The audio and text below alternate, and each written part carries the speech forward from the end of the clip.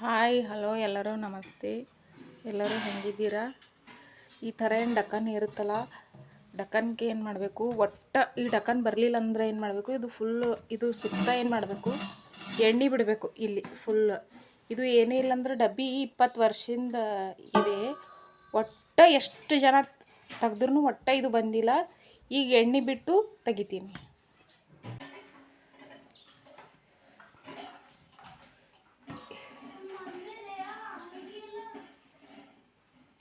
Full ಇದು ಸುತ್ತ ಹಾಕಬೇಕು. ಹಾಗೆ ಇದು ಏನೂ ಇಲ್ಲ ಅಂದ್ರೆ 20 ವರ್ಷದ ಡಕ್ಕನ್ ಇದೆ. ಎಲ್ಲರೂ ಎಷ್ಟು ಜನ ತೆಗ್ದೀವಿ, ಬಂದಿಲ್ಲ.